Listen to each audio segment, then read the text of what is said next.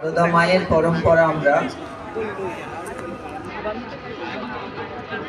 আমাদের গুরুদেব একটা কথা বলতেন যে আমরা অনেক কথা বলি, সারাদিনে অনেক কথা বলি,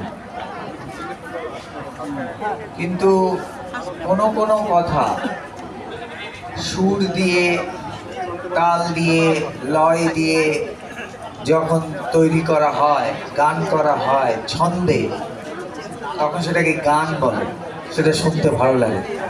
এমনিতে আমরা কথা বলে চলেছি, ভালো লাগছে না, শুনতে ভালো লাগছে না, কিন্তু কোনো বিশেষ কথা যখন তাকে সুর দিয়ে, তাল দিয়ে, লয় দিয়ে, ছন্দ দিয়ে তৈরি করা হয়, তখন সেটা গান হয়ে যায়, তখন সেটা কবিতা হয়ে যায়, তখন সেটা সাহিত্য হয়ে যায়, এবং তখন মানুষের মনে হৃদয়ে দাগ কাটে।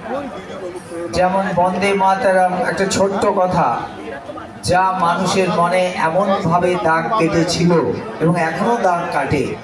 যখন বিপ্লবীরা ফাঁসির মঞ্চে এগিয়ে গেছে, তখন তাদের এই ছোট্ট একটা কথা বন্দে মাতরম তাদের অনুপ্রেরণা জুগিয়েছে, তাদের ইন্সপায়ার করেছে। তারা ফাঁসির কাঠে হাসতে হাসতে তাদের জীবন বিসর্জন দিয়েছে। কথার মধ্যে একটা শক্তি আছে।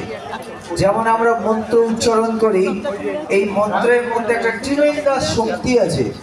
এই মন্ত্রটা বারবার যদি উচ্চারণ করতে থাকি, তাহলে আমাদের জীবন পর্যন্ত পাল্টে যায়। আপনারা জানেন যে কোনো গুরুদেব যখন তার শিষ্যকে কানে কানে একটা মন্ত্র দেয়, এটাকে বীজ মন্ত্র বলে।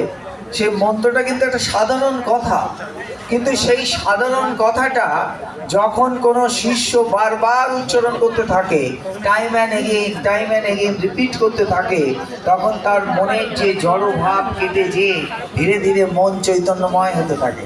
ছোট্ট ছোট্ট কথা। কেউ হয়তো বলে দিয়েছে, আমার একটা গল্প মনে পড়ছে যে একজন শিষ্য, সে তার গুরুর কাছে এসে বলছে, আপনার কাছে আমি দীক্ষা নেব। তো গুরু বলছে, আমি কোনো গরিব মানুষকে দীক্ষা দিই না, আমার সব বড় বড় লোকরা সব আমার শিষ্য, তোমাকে আমি কি দীক্ষা দেবো, তুমি নৌকা চালাও। তো কিছুতেই ছাড়বে না। তখন সেই মাঝি তাকে জোর করছে, আমাকে আপনি দীক্ষা দিন, আমাকে একটা মন্ত্র দিন।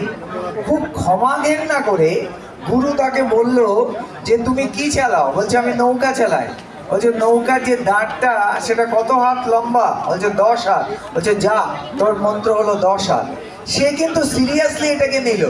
সে রাত দিন 10 হাত 10 হাত 10 হাত 10 হাত 10 হাত কথার মধ্যে কিচ্ছু নেই, কিন্তু সে এটাকে সিরিয়াসলি নিয়েছে।